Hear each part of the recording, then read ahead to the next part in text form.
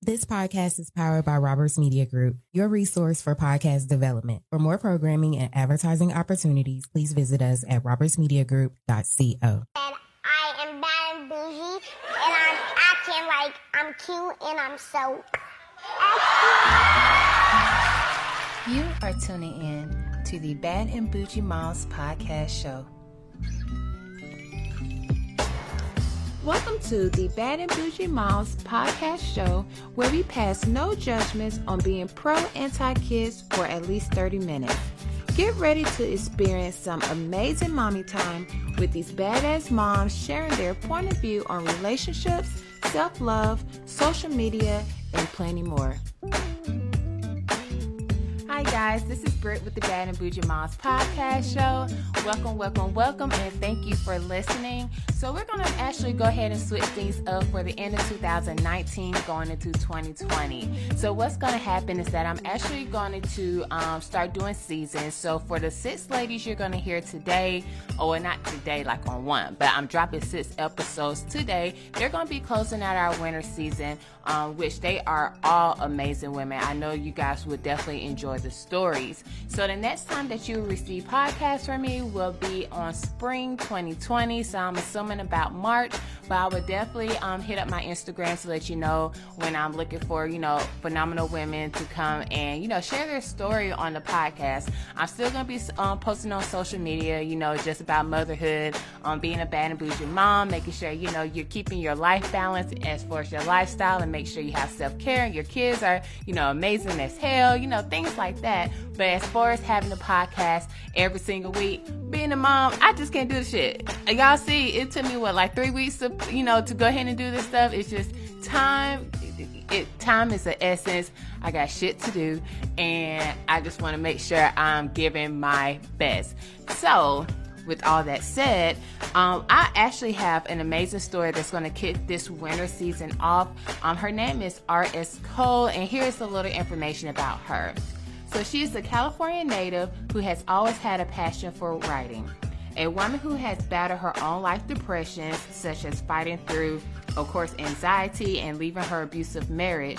This mother of 4 has made it a mission to helping fellow women face the ugly truth and healing from tragedy and trauma they have endured at any points in their walk of life. She's a 4-time published author, creator of Hurt to Heal, and the owner of R.S. Cole LLC. As a woman with a passion and degrees in technology, she has utilized social media as a platform to reach the masses, not only with her books, but with her podcast and words of encouragement for all. So thank you guys for listening. I know you would definitely enjoy her journey and her story. R.S. Cole, she is definitely amazing. I had the greatest time speaking with her, and we're going to go ahead and get into the episode.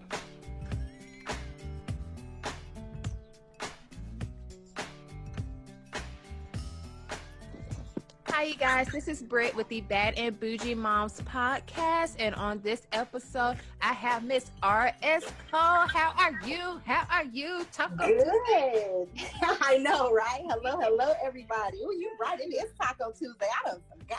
It is, girl. I went through the whole Taco Tuesday thing, but I'm not. I'm going to just chill because I didn't even have tacos today. I ate some shrimp and some veggies.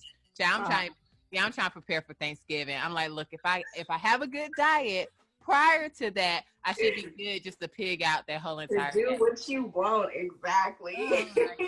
Oh my gosh. All right, Miss R.S. Cole. So again, you're on the Bad and Bougie Moms podcast show. So that means that you are a bad and bougie mom. So give us your rundown. Who are you? How many kids you have? Are you in a relationship? It's not hot girl summer no more. It's fine girl fall, I think. You know what I'm saying? Fine girl fall, Right. So tell us about you. Introduce us about, not about you, but you. Obviously, guys, I've been drinking wine. But yes, introduce us. Well, I am a native from California. I am a mom of 4. Yes, I am in a relationship right now, and I'm glad it's getting cold because I love to steal his body heat. It is on and popping. Oh, so I am a 4-time published author. I have 4 books right now, and I'm unfortunately working on another 4 all at the same time. Don't judge me. Oh my gosh. At the same time? At the same time. Oh my gosh. Okay. Okay. All right. Keep My on mind be going. everywhere. I see. Don't like 4 at the same time. That means it's different topics for each book. I get it. Yes. Different topics for each book, and I don't know what it is. It seems like 4 is my magic number. I have 4 kids, 4 published books. I'm working on 4. I don't know what's going on. Got you. All right. So for being a mom of 4, what are the ages of your kids? I have a 14-year-old, 12-year-old, 11-year-old, and a 7-year-old who will actually be 8 next Tuesday. Okay. All right. So not that spread out. They kind of right behind each other a little bit. Yeah, the middle 2, they are only 15 months apart, and I should have just had twins because this is ridiculous. Oh my God. Do they kind of share the same personality, or they're totally opposite? They are totally opposite, but equally annoys each other. Yeah, that's normal how it works out. Yeah. Oh my gosh. All right. So with these 4 kids, share with us one of your pregnancy stories. Like, which one stands out the most for you? It would have to be my daughter, and she's my only girl. I only have 1 girl, so I have 3 boys, 1 girl. Mm-hmm. With her, I'm surprised I even went through that again because it was crazy. I couldn't eat anything. The only thing that she would allow me to eat is club crackers, and I could drink club soda, like ice cold club soda. And that was it. That was it. My doctor had to put me on bed rest at 5 months because I lost 25 pounds being pregnant. Wow. Opposed to gaining weight. So I was immediately placed on bed rest. So, okay. Well, of course I have to ask you, do you eat club crackers now? I do. I still like them. Yeah, those things good, girl. I ain't gonna lie. Those are my favorite crackers. So I'm like, you know how normally if it's something you eat while you're pregnant, it kind of goes away once you're unpregnant. But I'm like, club crackers, I don't think I could give that up. Like that's gonna stay around. All right. So super sick while you had her. So did she come early, or were you able to carry her full term?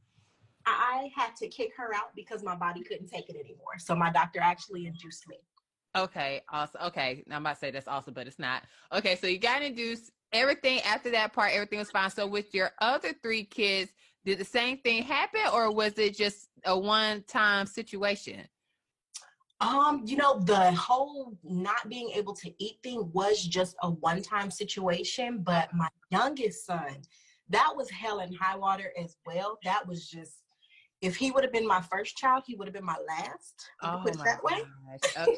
Okay. So the beginning and the end, it was like, I was like, girl, you're going to have to stop. Like, I'm trying to tell you. Number 2 and number 4. No. After that, I had my tubes tied after him. And because the doctor that I had, unfortunately, I mean, I'm pretty open to talk about it. The doctor that I had didn't do his due diligence, so I actually ended up having to have a full hysterectomy. Wow. Which I wasn't too worried about it because of the fact that I didn't want any more kids anyway. Right. But at the same token, mentally it still takes a toll on you because you're like, okay, I'm a woman and I can't do what a woman's supposed to do.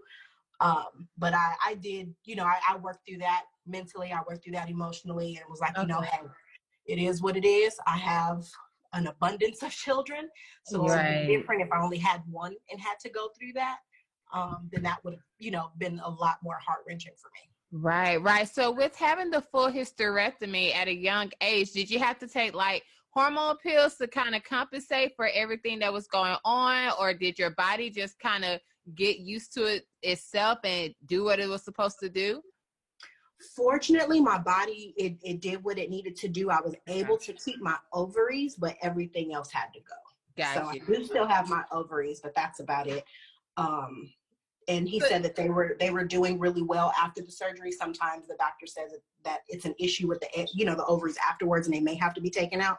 Mm-hmm. But when I did go back to my check-ins, he said, you know what, they're actually doing really good, so we're not going to have to remove them. So I was really glad about that. Okay, so this is super random and probably super TMI. So when you have periods, what happens? I don't have periods anymore, girl. That's gone, honey. Oh, okay. Okay, no, because I'm thinking, okay, if you still have your ovaries, that means you still have eggs, correct? Because I had my tubes tied. Gotcha. Yeah. Okay. So everything kind of just stays where it is. So there's nothing that flows anywhere. So I haven't had a period in, this is going on 5 years. Look at Jesus. Oh my God, girl. Right? I wouldn't know how to act. You hear me? No, look, my husband probably wouldn't know how to act. That's like my 1 week off. Like, I'm like, yeah, my like, well, I ain't don't want you to touch me. Like, I'm good. And he was like, you got 3 more days. I'm like, I know. Like, look, and they be counting too. Exactly. I'm like, yo, we had a whole 30-day, like, you'll be okay for, and see, that's the thing. I don't even have bad periods. Like, my stuff lasts for like 4 to 5 days, and I'm good. So I'm like, I tell him, like, imagine if you had a girl who had the worst periods on for like 8 days, heavy straight, you'll die. Like, you wouldn't be able to survive. Have a whole fit. Right. He was like, well, that's why we're together. Whatever. Like, you didn't know that. So, right. That's nothing you could have predicted. Exactly. Like, hey guys, I don't have really heavy periods. And he's like, yeah, come on. Like, no. All right. So getting back to the children. So, what would you consider as your parenting style? Are you kind of laid back, or are you more of a mixture of old school versus new school, or does it matter on which kid you're kind of dealing with at the time? I am a mix of both, but it definitely does matter which child I'm dealing with at the time. I can honestly say, fortunately, with the line of work I'm in, it's actually helped me become and continue to grow as a parent. Okay. Because of course, not everybody responds to the same exact thing. Not everybody, you know, has the exact same learning style. And that's one thing that I've learned being in leadership, is especially having to flex my personality to 12 different people. You know, I've been able to flex it to 4 different people. So I know there's some things I can say to my daughter that I can't say to my youngest son. There's some things I can say to my oldest son that I can't say to my middle son. So they all perceive the energy very differently. So it really just depends on which kid I'm dealing with, and their personality. Awesome. So what is one rule that you took from your parents that you know for sure you implement, like, to this day with your kids? Respect. Is the highest thing, the best honor that you can provide to anybody. However, respect is earned, not deserved. I was sipping wine, girl. I'm sorry, I'm about to choke. Yes, you're exactly right. And I tell people that all the time. Like, you just can't think you just get respect just to have it. You got to show something for it. So, exactly. Okay. They know to be cordial. They understand when it comes to an adult, you be cordial, you're polite. Yes, ma'am. Yes, sir. You know, you are attentive. You look them in their eyes. But when it comes to actually, you know, going above and beyond and having that respect, it's earned. Right. You don't have to come out the gate just thinking you have to do everything for everybody. That's not the way it works. Right. Just because of your age or what you do or whatever. Exactly. So, ooh, child. Okay. So, all right, so we're done with the kids. We only talk about the kids for like 2 or 3 minutes because I tell people we're moms, so it's like that's pretty much what we do anyway. And at one point, I felt bad about it because I'm like, oh, okay, because, you know, of course we love our kids, but then again, it's like, you know, I do want time to talk about other stuff outside of them. So, yeah, so we literally just hit on them for like a cool 5 minutes, and then it's all right, they're good. Trust me, I'm okay with that. I work from home. They don't know what personal space is. Ooh. So, yeah. I'm here when they back. Bruh. We're in the same boat because I work from home at my home office too. And it's just like first thing, 3:00, when my son Mason, the middle son, comes home, you know, first thing he say, Mommy, what you doing? I could be on a call. I could be I could be shitting. I could be doing whatever. Right. And they don't care. Right, they do not care. And he was like, I'll be up in a minute to tell you how my day was. And I'm like, Mace, like, you don't know what I'm doing at all whatsoever. And then I feel bad because I'm like, I should care about his day because, you know, he is 9. And I'm like, I'm happy you want to share. I said, but I really don't feel like talking right now. Like, I'm like in the zone. Because for some odd reason, people don't understand just because you work from home doesn't necessarily mean it's not work. I work just as hard as people who go to, you know, in the office. Girl, yes. It's not harder because you're at home. You're like, oh, I got to get this done. Wait, let me just get this done. Wait, let me just do this too. Child, yes, honey. Yes, yes. All right. So we're gonna go ahead and hit on relationships. So I know me and you were speaking a little bit earlier, and you did mention that you were married before. So tell me, walk me through this, because you said one of your books, you written one of your books about the whole ordeal. So what happened? Yes, that book is called How to Lose a Wife. How to Lose a Wife? Okay. Yes.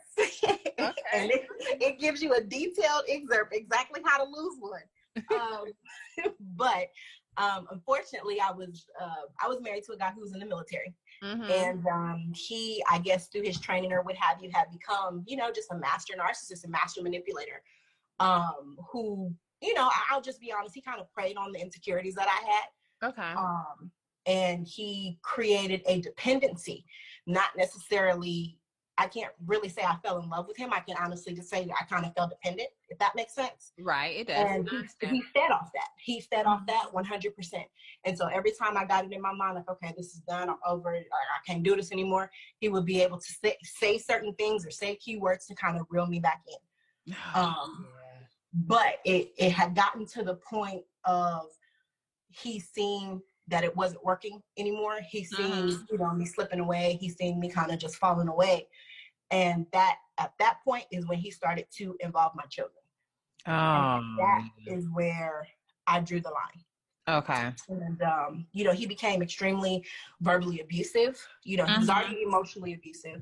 And I didn't know until afterwards that there's something that's called financial abuse. And he did that as well. So, he did that as well. I also didn't know that there was something called digital abuse. He did that as well. So it's like literally within every category of abuse, he fell within every single category.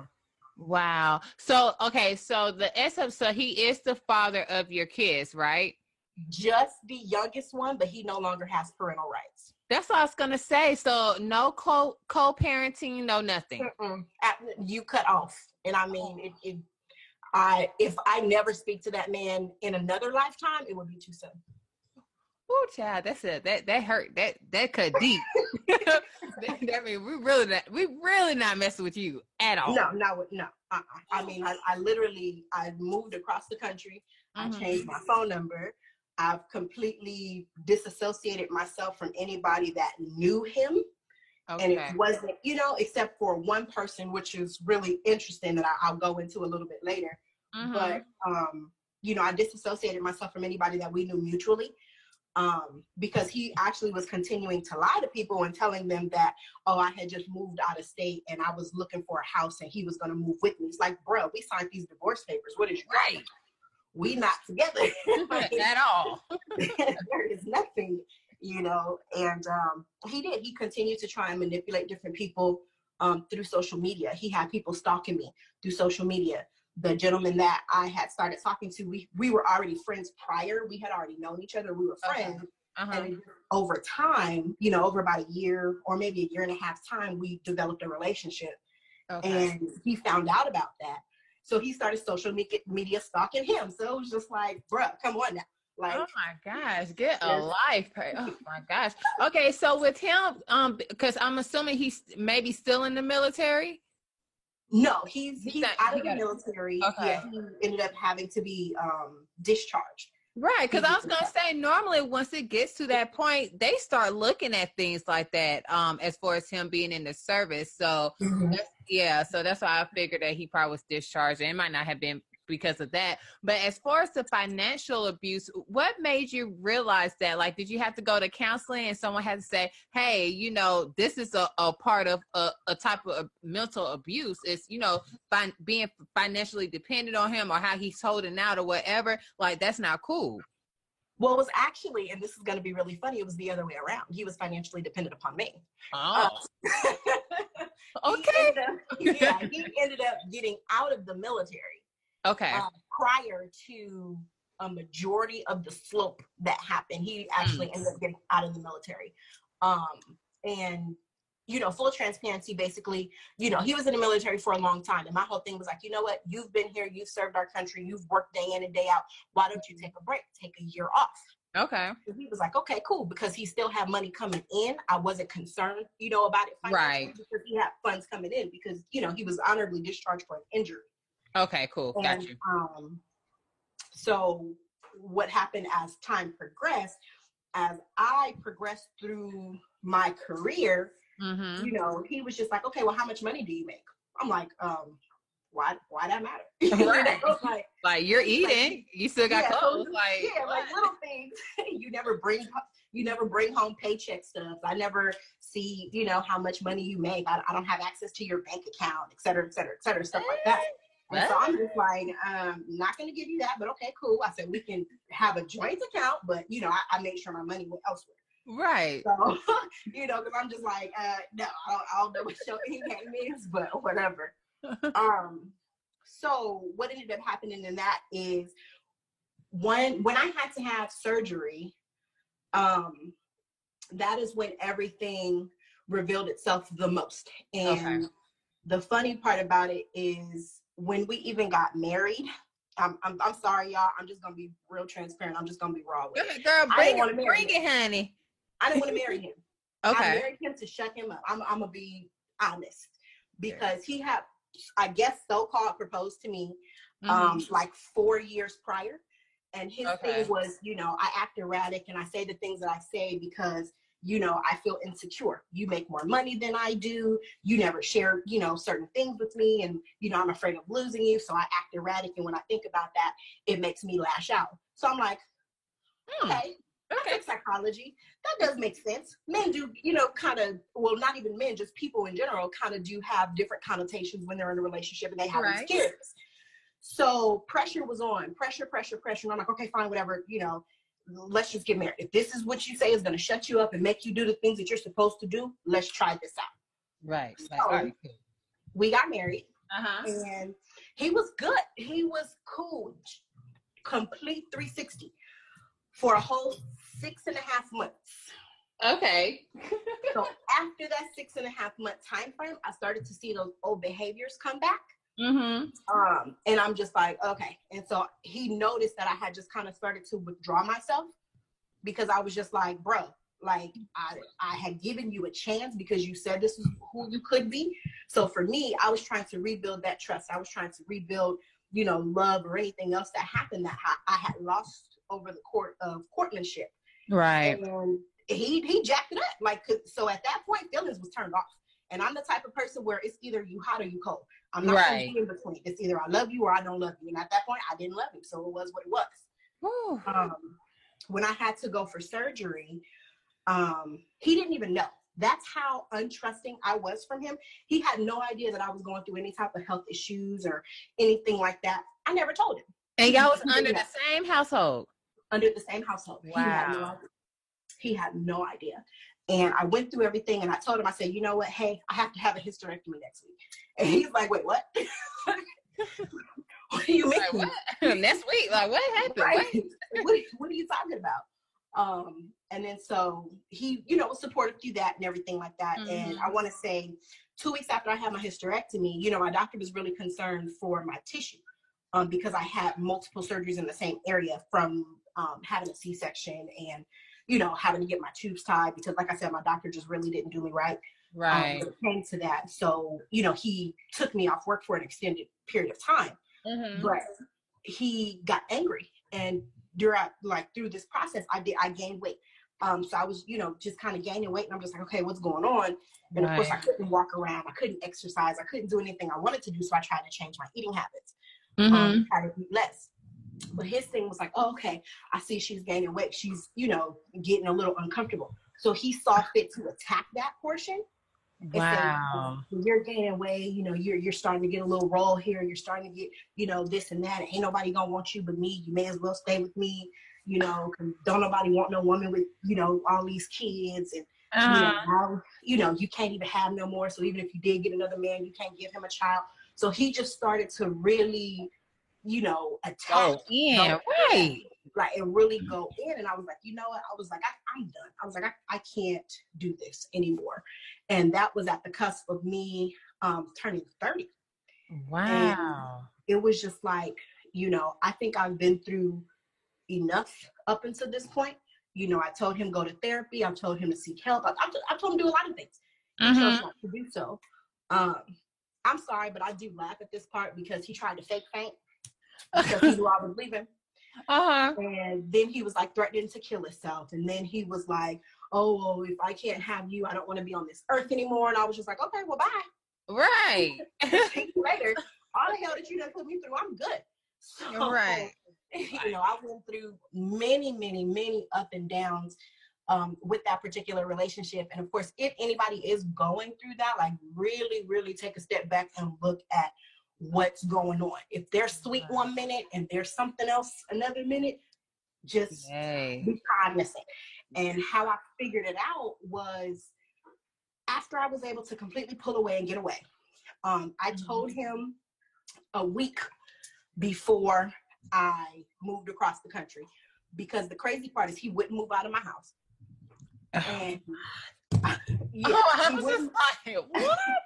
wouldn't move out of the house. It was just like such a chore to get him to move out, go do his own thing, and just leave me alone. So he finally got frustrated once he knew to the point that I was talking to someone else. He had gotten frustrated. He had gotten upset. And even though we were not talking on that level, we were talking on a friendship level at that particular time. It was just to him the simple fact that I was talking to somebody was showing else. Interest, to someone else. It was just, it was too much. So he did end up moving out. But the funny part is my son really didn't want to deal with him. My son really has never had a bond and an energy connection to him. It's always been with me. So he would come and he would like, oh, I'm gonna pick him up. Okay, cool. He would come, he would pick him up, and my son would be like, okay, I'm ready to go home. He would let him like take him to McDonald's, be like, okay, I want to go back to my mom. Right. So, you know.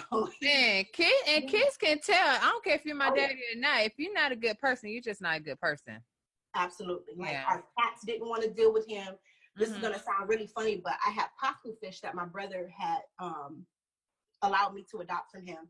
And these were massive fish. I'm talking about 30-pound fish, huge fish that did not like him. Every time he walked past the tank, they would purposely splash water on him. And he was the only person they would do it to. And he used to get so mad, so pissed off. I'm going to cook them goddamn fish. You're going to leave my goddamn fish alone. Right. But, change your energy up. It's you, not them. Like, come on. Exactly. He spun this whole story. And the more, you know, like I said, I was already withdrawn. But for me, not having to deal with him possibly popping up at my house, you know, him possibly, you know, having anything to say about anybody that lived around me or whatever. Once I was able to completely be out of that aura of energy, I had a completely different focus. And as I started to look at different things, you know, and withdraw more from him, like the communication got real short. You know, if it's not about our kid, we have nothing to talk about. That was my thing. And so at that point, that's when he really became aggressive. That's when he really started to, you know, lay it on real thick. Right. And I'm like, okay, I'm glad I made the decision to completely leave. And then I found out after the fact that, because I had bought a brand new car, he was pissed off about it. And I found out after the fact that he was putting stuff in my engine to try and make my car fail. What? Yeah. Oh, he's crazy. Oh, he legit crazy. Cray, completely cray. Oh my gosh. Okay. He was telling, you know, mutual people, oh yeah, you know, she just left so she can go find a place for us and she gonna get settled and then I'm gonna transfer my job and et cetera, et cetera. Now keep in mind, he's telling people this after we're already divorced. Oh my God. We done already been through Usher and signed these papers, Playboy. What did you mean? I don't want to be near. I moved across the country to get away from you. So I wanted nothing to do with you. Right. So with you guys like having mutual friends and his family, did anybody else recognize it? Like, did you have people in your ear like, yo, you need to go ahead and leave them? Or did you guys kind of keep it just between you two and you just had to go for yourself? Like, okay, I'm done. I am the type of person that keeps my relationship to myself. Okay. So if there's anything that I'm going through within my relationship, I don't feel necessary to share it with anybody, especially friends and family, because when I'm no longer upset, when I have gotten over the situation and when they still mad, girl. Exactly. They're still mad. They're still pissed off, you know, and that's just the situation that I've never wanted for myself. So I've always been the person to kind of keep my relationship private. So the coup de grace for everybody was when they found out that we were divorced, and they were like, "Wait a minute, what are you talking about? Y'all was goals. I was trying to be like y'all," and I was like, "Oh, don't be like us. Oh, don't be like us." You know, we ain't nobody type of goals, honey. Don't be like us. And then I didn't tell anybody everything that went on because I'm like, you know what? I don't want him to be tarnished. I don't want people to look at him a different way because that's not how he treated them. That's how he treated me. Right. So I was still trying to make sure that I saved face. So how it ended up with me writing the book, how that even came about is he decided he wanted to run his mouth and try to tell people that, you know, I was a whore and the guy that I'm with now, I was cheating on him with the entire time. And, you know, me and him have been back and forth and, you know, all kind of stuff. So I'm just like, wait, what are you talking about? And people were just like, oh, yeah, he's saying that you've been cheating on him with the guy that you're talking to. And I'm like, what are you talking about? How do you even know I'm talking to a guy? You know, like, you know, and I'm like, okay. So what he ended up doing at this point is he started to use social media. Because we had an agreement initially as far as our son was concerned. And he decided that he wanted to post the agreement on Facebook. Now, that's petty as hell. Right. The document had my information on it. It had my phone number. It had, you know what I'm saying? Like, so I'm like, wait a minute. And then I started getting phone calls and text messages from people on his behalf. Oh my gosh. Oh my gosh. Yeah, I ended up having to write him an addendum. Right. Because my son spent the summer with him. And he failed to tell me that my son was bit by a dog from a woman that he allowed watch him from Plenty of Fish. He didn't know the bra from the damn daylight. He just allowed her to watch him. My son was bit by a dog. My son almost drowned in a pool. He never told me that he was just leaving my son with his roommate. And my son has what's called ED, which is emotional disorder.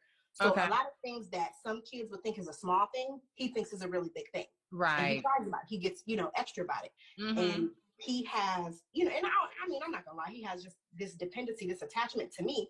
So it's just like when he's in a state of I want my mom. Oh, he wants his mama. He wants his mom. We screaming, we hollering, we throwing shit, we picking up tables. I want my mama type situation, you know. So he failed to tell me that my son repeatedly asked for me. I could only talk to him basically when he was at the babysitter. And every time I talked to him, he was in tears talking about he wanted to come home.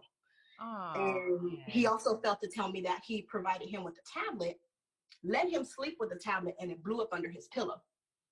What? So, yes. So with all of these instances, it was easy to have his parental rights taken away.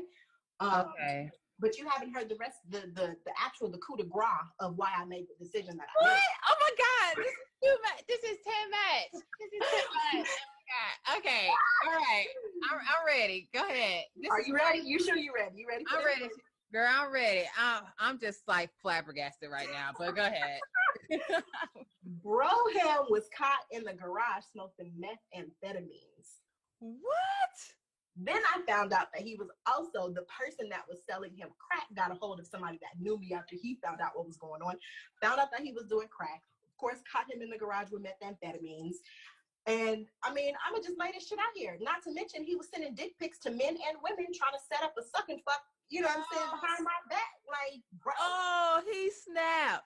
He snapped. He legit snapped. Like, do what you do, but don't involve my freaking kid. Exactly. Period.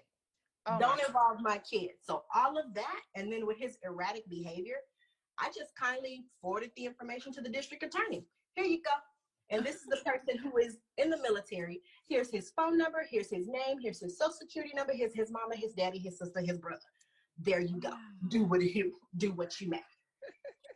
Okay. Okay. All right. Pause.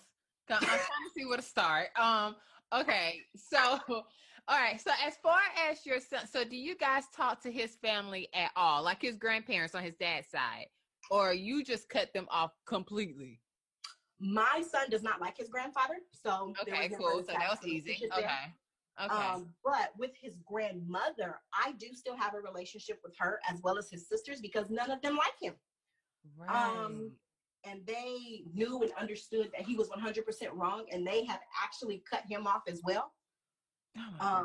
Because of it, you know. Well, not only because of that. That was just one of the, you know, the straw that broke the camel's back. Right. Yeah, this is the straw that broke the camel's back. Like, all right, you really doing too much. So they don't have a relationship with him at all. Now, he did attempt to call and harass his mom because he knew that me and she were still talking, because me and she were friends. She's actually who introduced me to him.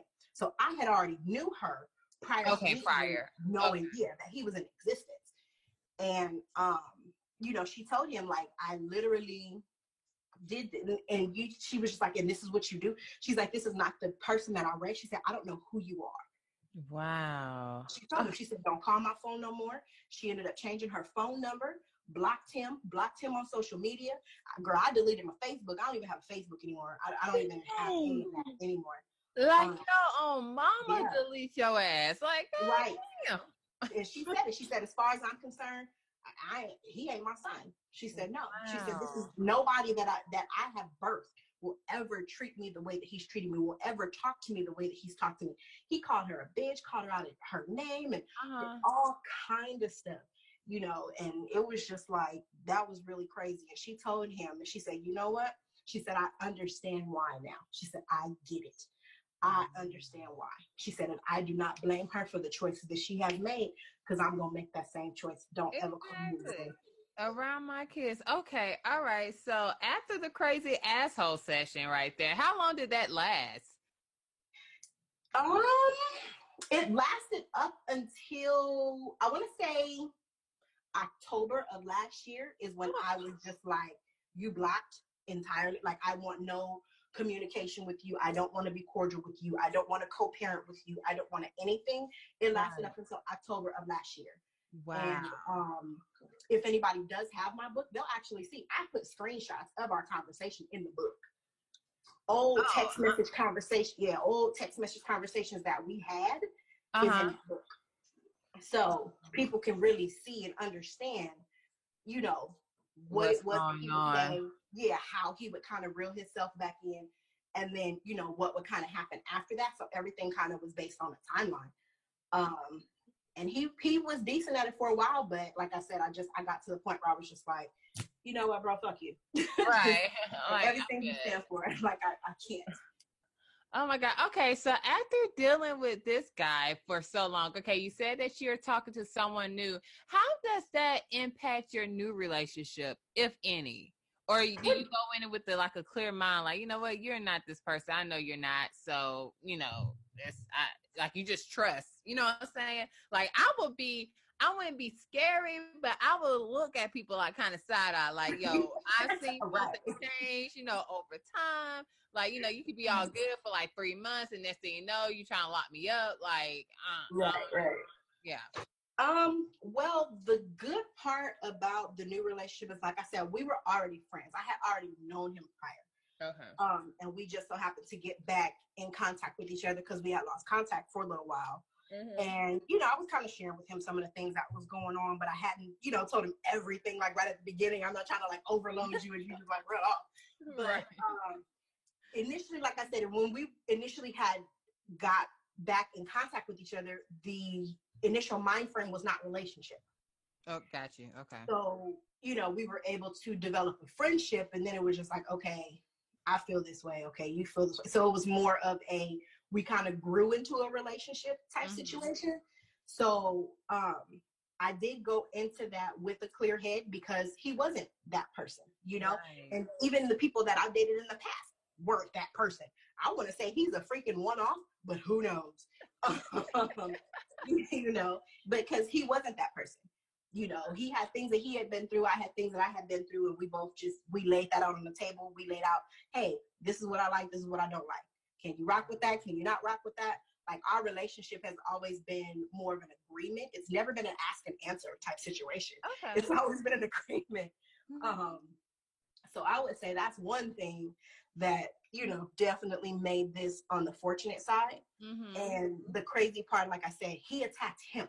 You know, he wanted to fight him. He wanted to, find out where he was. He was social media stalking him, sending him, crazy messages, stuff like that.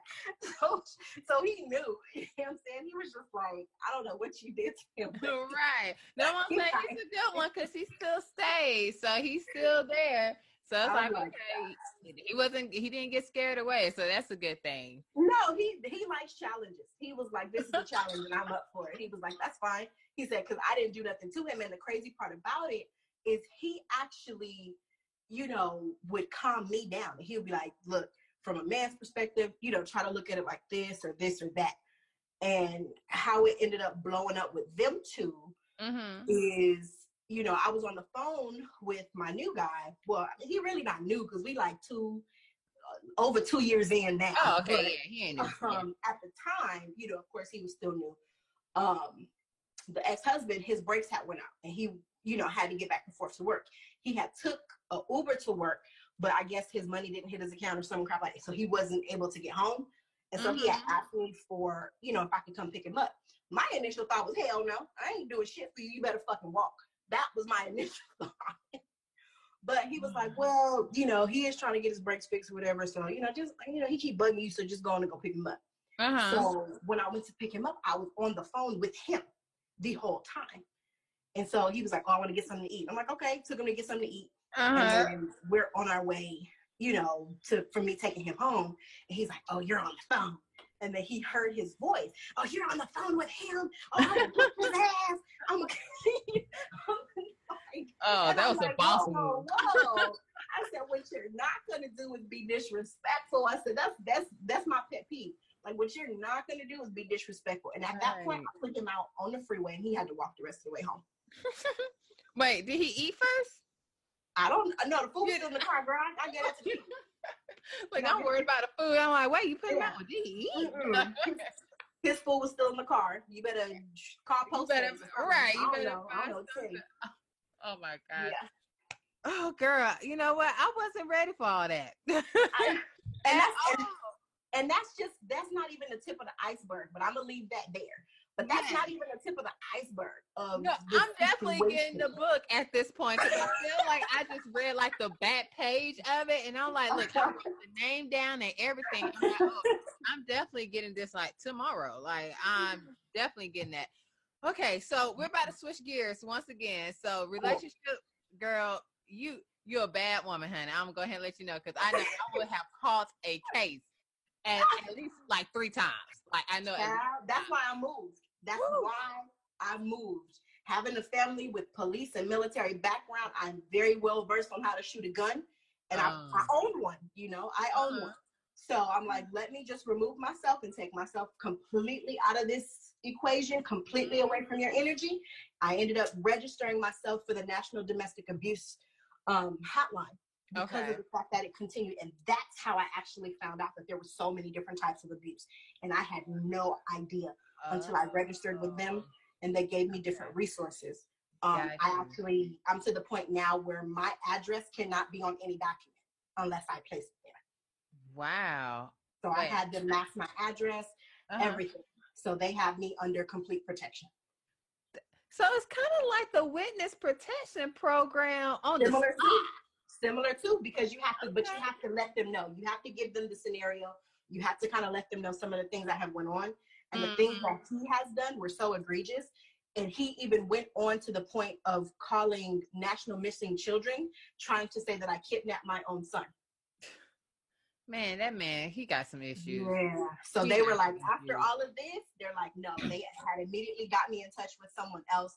And the state that I was living in has what's called a Stan Bennett law. And with the Stan Bennett law, after 6 months of you not doing for your child, not financially providing, not making an effort to see them, they terminate your parental rights. Okay, well, that's cool because I know it takes a lot. I think I'm not sure in Georgia, but I think Georgia takes a lot, but Alabama has that rule too, I want to say. But yes, I have heard of that before. Yeah. Alabama, they sleep with their cousins and brothers. So. Right, you're right. The alligator and the dog. So that was it. All right. So that's how that went down. So I just never had to worry about anything after that. After I was registered under their protection, I was like, you know what? Somebody else possibly may go through this. Someone else is probably going through this because it Yeah. took me a while. I went back and forth with myself about, you know, coming out publicly or not coming out publicly. And then the person that, you know, was like, hey, you may not be the only person that is going through this. Mhm. And when they shared their particular story with him, I said, you know what? I'm writing it. I'm doing it. Wow. Wow. That's, I mean, like I said, kudos to you for getting through this, because you're a very strong woman. Because, you know, a lot of people won't even make it as far as you did. So for you just to be like, you know what, I'm done, move across the whole goddamn country. The whole country. Right. You know, make sure you and your kids are protected and safe. That means a lot. Because some people, you know, a lot of people don't even have that type of strength just to do that. So I definitely applaud you with that. All right, so we're going to go ahead and switch gears. I know that you also podcast as well. So tell me about your podcast and what is it all about? I have a podcast that is called Hurt to Heal. Hurt to Heal did also kind of stem from, you know, the book and just different things and people that were already coming to me, because after I released the book, I got a lot of inboxes. I got a lot of women coming to me saying, hey, I have went through this, or I am going through this, or what advice can you give me? But then at the same token, even though I was providing these women with advice, they were extremely bitter. And they had so many different insecurities within themselves, and they just had a lot of social problems. So my thing was, you know what? You have to bring this stuff to the forefront. You have to make this surface. You're going to have to hurt in order to heal yourself. Right. It's an ugly process. It's a very, very ugly process. But in order for you to, you know, progress in life, in order for you to move forward, you need to acknowledge the things that have happened to you. Any form of trauma that has happened, you need to acknowledge it. You also need to acknowledge if you've had a part to play in your own trauma, and you need to be able to say, hey, this is not what I want anymore. I want to move forward from this. So it is all about self-empowerment and understanding that you cannot stay stagnant, and those things that have happened to you in those traumas, there is a light at the end of the tunnel. Wow. So do you have, so do women come onto your show and actually like share their stories, or you kind of just go through, you know, what you've been through just to, you know, help other people heal? That will be in season 2, where I actually have people come on and share their experiences. And I tell people it's totally up to you. It's either you can be anonymous, or if you want to say your name, whatever. It's totally up to you, whatever makes you comfortable. So with season 1, it was more of advice. It was more of basically taking ownership, taking accountability, and the things to look forward to as we grow through the process. And I always tell people, and I tell my listeners, I don't want you to say that you're going through anything. I want you to change that verbiage in your mind and say you're growing through it, because whatever happens is going to equal out to growth. Whatever happens is going to equal out to your progression. So it's just, you know, really giving them those ugly truths, like saying, hey, this is what you need to do. Get your journal, write this down. And then in a couple of years, you go back and read and you laugh about it, and you might cry about it a little bit. But yeah, I totally agree. I started journaling probably about 5 or 6 years ago, because I'm more so of a thoughtful, like if something happens, I do like to write it down just to kind of keep accounts of it. And I went through my journal, one of my journal, not from this relationship, but from the relationship when I was dating this ugly guy. He cheated on me, but that's a whole nother story. Because I'm just like, how you ugly and you cheat? And everybody know, like my homegirls, girl, ugly men cheat too. Like I said, black men don't cheat, ugly men cheat. So they the most cheaters. Exactly. Like, how dare you? So yeah, so just going through that and like the whole emotional breakdown of it, and just, I tell people all the time, when you are in love, it literally it clouds your vision. Like now reading back through the stuff, I'm like, girl, what were you thinking? Like the signs were right there. Like, you know, you should have whatever. But then again, the sex was good. He was amazing. But you know, it was just like, you just gotta, once you're done, you're done. So now, you know, dick is a powerful thing. Now you gotta be careful. You gotta be careful with them men with double dick. You have to have a whole nother type of mind frame when you dealing with men like that. Oh, okay. Because it's funny, because I would complain about everything else. I'm like, but at the end of the day, Like, he knows That's what he's the doing. bad part. That was a complaint in my relationship. Like, bro, how is you doing all of this? And you ain't even, you know what? I'm really going. Just get out of my face. God damn it. Tired of this. Whack sex, whack relationship. I'm out of here. God damn it. I ain't doing this shit no more. Oh my God, hilarious. Okay, so we definitely got to wrap it up because we're like about 5 minutes. Absolutely. I hate it because I love talking to you. So, all right. So at the end of the episode, we play this game called the Hot Seat, which is 5 random ass questions. I'm going to go ahead and let you know they're super. I had to water them down some because at the beginning when I started podcasting, they were super like X-rated, and I had people. Oh, girl, I don't care. I'll write it now. Ask me what you want to. Well, all right, look, I already have my questions. Hold on, let me flip my papers. Okay. All right. So question number, well, obviously you're gonna play. All right, question number 1. If you could have any superpower of your choice, what would it be? Teleportation. Where would be the first place you would teleport to? Venice, Italy. Really? Okay. Mm-hmm. All right, this is so side note. So for some odd reason, I feel like if we ever had the chance to teleport, I feel like it would feel, you know how your fingers get numb? Mm-hmm. I feel like your whole body would feel like that once you land where you're gonna be at. I know, so random, but it makes sense though, because it's like, okay, the particles are breaking down, Right. together. You're gonna feel some tingly sensation throughout your whole entire body. Yeah. Oh yeah. But I hate traffic. So for me, teleportation, like, listen, if I can get to where I need to go and I ain't gotta worry about nobody else, I'm out of here. Oh gosh, all right, I'm with you. All right, so number 2. All right, so we're gonna play Fuck, Marry, or Kill. So we have Usher, Jadena, and Bow Wow. Kill Bow Wow. Oh, please, please, somebody need to get now this is weird. This gets weird for me though, because Usher, my oldest son, is actually named after him. So okay. Yeah, he would take two of those, but I would definitely have to kill Bow Wow. I would just have to, let the other one go and skedaddle somewhere. Okay, all right. So I'm gonna say, because Usher, honestly, first CD I ever bought in my life in 5th grade was My Way by Usher. I spent my little money to get that CD. So that's all, like, Usher, even though I don't know if he has herpes or not, or however that's going, I would definitely still fuck him. He can go and let that burn. That's his business. Right. Definitely kill off Bow Wow. We already agreed to that. Now, Jadena, girl, I'll marry. I don't even like light-skinned men, but he's so goddamn fine. Oh my God. I'm trying to think of who that is. Jadena is the one who looks like the Game, the African guy, and he has the red hair. No, I had tattoos. Yeah, girl. I have to pass. I think he actually believes in polygamy, though, so that would probably be a downfall. He probably can't even handle that, but that's a whole nother podcast. Okay. All right. So, question number 3: do you have any secret talents? Secret talents. I don't necessarily know if it's a secret, but I know a lot of people do not know that I sing, and no, I'm not going to right now, but I do. Okay, so you know how to sing. You can carry an actual tune. Yes. Okay. I actually had a record deal with Arista when I was 17 years old. What? Yes. So why you didn't pursue it? What happened? Because the person that was sponsoring me was trying to get in my drawers, and I had morals. Yeah. I understand that. Okay. All right. So you can sing. That's cool. All right. Question number 4.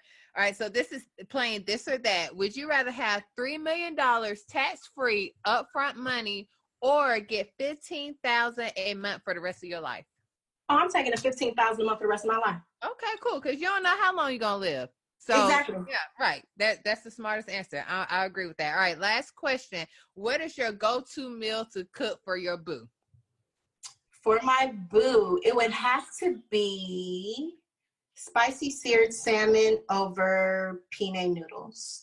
Oh my God, that sounds amazing. I just thinking like it had like little drills on all that stuff on there. Oh my God. That sounds so good. All right, RS Cole, thank you so much for being on the Bad and Bougie Moms podcast. I really, really appreciate it. You are amazing, girl. I'm going ahead and let you know now. You are amazing. So if people want to follow you, order your book, order 5 books, order, girl, whatever they need to do to support you, how can you be reached? My Instagram handle is @author_RS Cole_16. Okay. My books you can order off of Amazon, or you can DM me. I just shut down my website because they were ticking me off, so I'm going to build a new one. But they are on Amazon. All right. And I do have a Twitter account. I post kind of, sort of, but I post more like inspirational things on there, which is RS Cole 743. Okay, cool. And I forgot to ask you, so the next 4 books that are coming out, when is your deadline? Like, what's your goal for them to be released? One of them actually will be released next month. It'll be released in November. I'm looking for my erotic novel to be released in December, because my birthday is December, so I'm, feeling myself. And the other 2 are actually poem books. So those will probably be released sometime next year. I don't have an indefinite date for those because, of course, with poems, they come and they go. Right. And I just want to make sure that there is enough content for people to be able to read out of both of those. One of them is erotic poems, and the other ones is like love and relationship poems. Okay, so this is super. So when do you have time to write? Between work, kids, the boo, like when do you write? I don't sleep. Okay, I figured that was gonna be my next one. I'm like, she definitely either do not sleep or she's writing while she's on the toilet. It's either or. And that too. I write while I'm on the toilet. I write because we make it a habit to have date night as well as a couple. And sometimes if I have a thought, like I'll jot it down like really quickly, or even if it's a topic, I'll jot down the topic so I can kind of go back to it. So I definitely make this space in my mind. I don't watch a whole lot of TV. TV probably watches me. So I don't watch a whole lot of TV. So I kind of just focus more on my writing, and I read a lot too. So. Okay. Well, question number 6, and then we're going to be done. Who is your favorite author? What's your favorite book of all times? That's so difficult for me. Why would you do that? Yes, I knew it. I will have to say my favorite author right now is Brenda Barrett. Okay. She pump out a book like every week, child. I love Stock up, honey. She just have them just sitting there just waiting. Probably. But my favorite book right now that I have read is actually from a fellow author. Her name is Everlesia. She has what's called the Sunday series. So there's one that's called Sunday, June 3rd, and then we have her new one that just came out is Sunday, July 27th. And I'm waiting, and she making me mad because I'm waiting on this new book. And I'm just like, that right now is definitely one of my faves. Wow, I love that name, the Sunday series. That's really nice. The Sunday series, it's really good, and she's very descriptive.